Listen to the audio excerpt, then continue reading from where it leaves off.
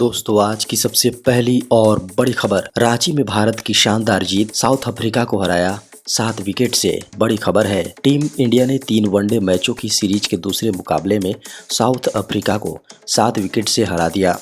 रांची में मिली इस जीत के साथ भारत ने सीरीज में 1-1 से बराबरी हासिल कर ली है।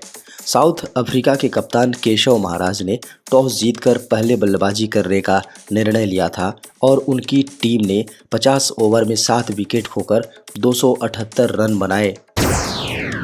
आज होगी झारखंड कैबिनेट की बैठक, लिए जा सकते हैं बड़े फैसले। झारखंड के सीएम हेमंत सोरेन की अगुवाई में झारखंड कैबिनेट राज्य मंत्री परिषद की बैठक आज प्रोजेक्ट भवन सचिवालय में होगी। मुख्यमंत्री हेमंत सोरेन बैठक की अध्यक्षता करेंगे। कैबिनेट की बैठक में झारखंड के युवाओं के साथ राज्य कर्मियों को सौगात मिल सकती है। बैठक में सीएम सारथी योजना यानी मुख्यमंत्री सारथी योजना की स्वीकृति मिलने की संभावना है। गोड्डा से बड़ी खबर है, यहां एक साथ 10 पुलिस पदाधिकारियों का हुआ ट्रांसफर। गोड्डा में एक साथ 10 पुलिस पदाधिकारियों का ट्रांसफर कर दिया गया है। यह ट्रांसफर गोड्डा एसपी नाथू सिंह मीणा के आदेश पर किया गया है। तबादले हुए सभी पदाधिकारियों को शीघ्र नए जगह पर योगदान देने का आदेश दिया गया है। बता दें कि इस तबादले में जिला के 4 पुलिस इंस्पेक्टर और 6 सब इंस्पेक्टर शामिल हैं। झारखंड में कल से महंगे हो जाएंगे सुधा और मेधा डेयरी के दूध। झारखंड में सुधा और मेधा दूध कल यानी मंगलवार से महंगे हो जाएंगे। सुधा डेयरी मेधा डेयरी के दूध प्रति लीटर 2 रुपये महंगे हो रहे हैं। बता दें कि 11 अक्टूबर से सुधा दूध 1 रुपये प्रति लीटर महंगा हो रहा है। वहीं मेधा दूध आधा लीटर 1 रुपये और प्रति लीटर 2 रुपये की वृद्धि हुई है। झारखंड के पलामू से बड़ी खबर है, यहां सड़क हादसे में 2 बच्चियों की दर्दनाक मौत। झारखंड के पलामू जिले में कार्यशाला ले जाए जा रहे एक ट्रक के चेसिस की रास्ते में एक कार से टक्कर हो गई, जिसमें 2 बच्चियों की मौत हो गई और 6 अन्य जख्मी हो गए। खबरों को माने तो गुमला जिले में एक शादी समारोह में शिरकत कर एक परिवार के 9 सदस्य एक स्पोर्ट्स यूटिलिटी व्हीकल SUV से छत्तीसगढ़ के रामानुजगंज लौट रहे थे, तभी सतबरवा इलाके में यह बड़ी घटना हो गई। झारखंड सरकार का वित्त विभाग संविदा पर खोज रहा OSD। झारखंड सरकार का वित्त विभाग अपने विभिन्न कार्यों के निष्पादन के लिए विशेष कार्य पदाधिकारी की तलाश कर रहा है। यह नियुक्ति पूरी तरह से संविदा पर की जाएगी। इसके लिए आवेदन की प्रक्रिया जारी है। संविदा पर नियुक्ति को इच्छुक उम्मीदवार 31 अक्टूबर तक ऑनलाइन आवेदन कर सकते हैं।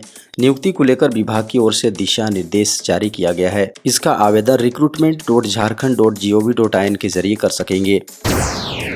दुमका में छात्रा की हत्या की जांच NIA से कराने की सिफारिश। झारखंड के दुमका में 12वीं कक्षा की छात्रा की निर्मम हत्या की जांच NIA से कराने की सिफारिश राष्ट्रीय बाल अधिकार संरक्षण आयोग यानी NCPCR करेगा। आयोग की माने तो जल्द ही इस संबंध में झारखंड सरकार को पत्र लिखा जाएगा। दुमका में बाल कल्याण समिति CWC ने भी सिफारिश की है कि यौन अपराधों के खिलाफ बच्चों के संरक्षण पॉक्सो अधिनियम की धाराओं को प्राथमिकी में जोड़ा जाए, क्योंकि लड़की नाबालिग थी। झारखंड में बदलेगा मौसम का मिजाज, 12 अक्टूबर तक हल्की बारिश के आसार। झारखंड के मौसम में फिर बदलाव के आसार हैं। 10 अक्टूबर से झारखंड में पश्चिमी विक्षोभ दस्तक देगा। इसके प्रभाव से झारखंड में 12 अक्टूबर तक बादल छाए रहेंगे। कई जगहों पर धीमी व हल्की बारिश भी हो सकती है। मौसम केंद्र के पूर्वानुमान के अनुसार झारखंड में 9 अक्टूबर के दिन के दौरान अधिकांश जगहों पर मौसम साफ रह सकता है, लेकिन वातावरण में नमी के कारण दोपहर बाद रांची समेत झारखंड में कहीं कहीं बारिश होने का पूर्वानुमान है। बता दें कि मौसम विभाग ने झारखंड से मानसून वापसी की सामान्य समय 10 से 15 अक्टूबर तक होने का पूर्वानुमान व्यक्त किया है। झारखंड के संविदा कर्मियों को मिली बड़ी राहत। झारखंड में संविदा कर्मियों के लिए एक बड़ी खबर है। इन्हें भी 7वें वेतनमान के हिसाब से महंगाई भत्ता और अन्य देनदारियों को लाभ मिलेगा। इससे इनका औसतन 30 से 50% तक वेतन बढ़ने की संभावना है। बता दें कि झारखंड में लगभग 2 लाख संविदा कर्मियों के मूल वेतन और महंगाई भत्ते में 6 से अधिक वर्षों से बढ़ोतरी नहीं की जा रही है। जबकि सरकार ने संविदा कर्मियों के महंगाई भत्ते में छठे वेतन आयोग के निर्देश के अनुसार 113% की वृद्धि करने का संकल्प जारी किया था। झारखंड में इनका वर्ष 2015 से महंगाई भत्ते में बढ़ोतरी नहीं की गई है। नियमों के अनुसार 7वां वेतन आयोग लागू होने पर संविदा कर्मियों के मूल वेतन तथा महंगाई भत्ता का पुनर्निर्धारण किया जाना चाहिए था, जो अभी तक लंबित है। झारखंड में कोरोना के मिले 11 नए मामले। झारखंड में कोरोना संक्रमण की रफ्तार धीमी है, लेकिन पिछले 24 घंटे में झारखंड में 11 नए कोरोना संक्रमित मरीज पाए गए हैं। अब झारखंड में कोरोना संक्रमित सक्रिय मामलों की संख्या 64 हो गई है। बताया जा रहा है कि झारखंड में वैक्सीनेशन की रफ्तार भी धीमी है। झारखंड में पिछले 24 घंटे में 4,837 सैंपल की जांच में 4,826 सैंपल में कोरोना का संक्रमण नहीं पाया गया है, जबकि 11 सैंपल कोरोना पॉजिटिव पाए गए हैं। झारखंड के बोकारो, देवघर, कोडरमा, लातेहार, सिमडेगा, रांची में 1, धनबाद में 2 और जमशेदपुर में 3 कोरोना संक्रमित मिले हैं। झारखंड में अभी कोरोना का 7 डेज ग्रोथ 49,918 है, जबकि रिकवरी दर 98.78%। झारखंड में कम उम्र में होती है अधिक शादियां। झारखंड की बेटियों के लिए चिंताजनक आंकड़े सामने आए हैं। रजिस्ट्रार जनरल ऑफ इंडिया द्वारा जारी डेमोग्राफिक सैंपल सर्वे की रिपोर्ट के अनुसार झारखंड में सबसे अधिक बालिकाओं की शादी कम उम्र में होती है। यहाँ अभी भी 5.8% बालिकाओं की शादी में 18 वर्ष से कम आयु में हो जाती है। पूरे देश में ऐसी बालिकाओं का प्रतिशत 1.9 है, जिनकी शादी वयस्क होने से पूर्व हो जाती है। दूसरी ओर केरल जैसा राज्य भी है, जहां एक भी बालिका की शादी 18 वर्ष से पहले नहीं होती है। वर्ष 2020 में हुए सैंपल सर्वे की रिपोर्ट के अनुसार झारखंड के ग्रामीण इलाकों में 7.3% और शहरी इलाकों में 3% बालिकाओं की शादी 18 वर्ष से कम उम्र में हो जाती है।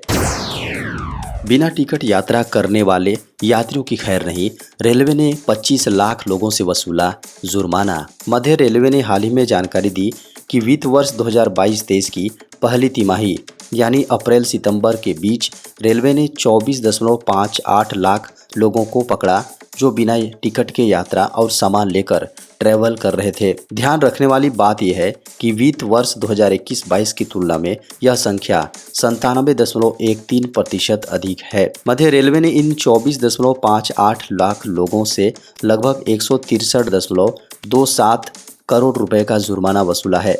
ऐसे में पिछली साल की तुलना में यह जुर्माना 129.12% अधिक है।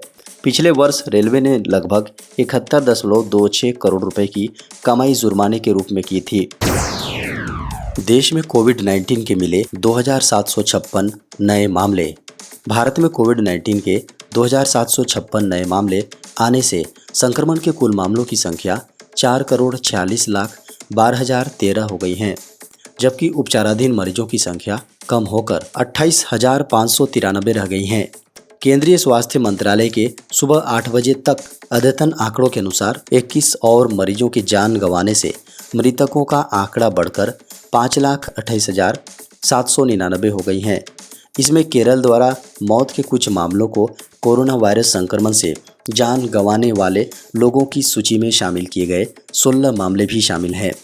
आंकड़ों के अनुसार कोरोना वायरस के उपचाराधीन मरीजों की संख्या संक्रमण के कुल मामलों का 0.06% है, जबकि कोविड-19 से रिकवर होने वालों की राष्ट्रीय दर बढ़कर 98.75% हो गई है।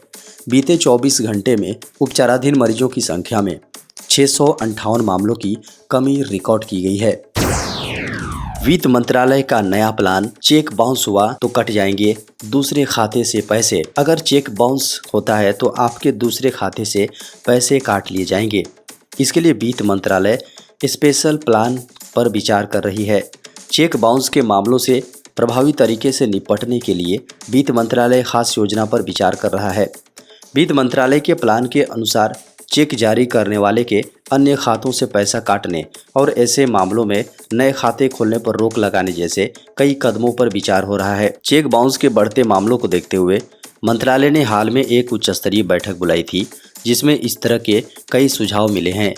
दरअसल ऐसे मामलों से कानूनी प्रणाली पर भार बढ़ता है। इसलिए कुछ ऐसे सुझाव दिए गए हैं जिनमें कुछ कदम कानूनी प्रक्रिया से पहले उठाने होंगे। जैसे चेक जारी करने वाले के खाते में पर्याप्त पैसा नहीं है तो उसके अन्य खातों से राशि काट लेना।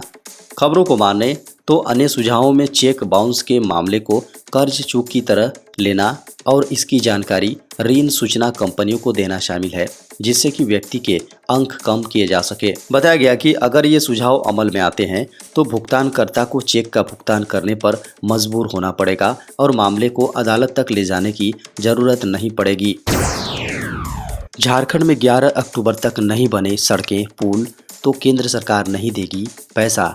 प्रधानमंत्री ग्राम सड़क योजना के तहत झारखंड को 60 सड़कें और 25 पुलों का निर्माण किया जाना है।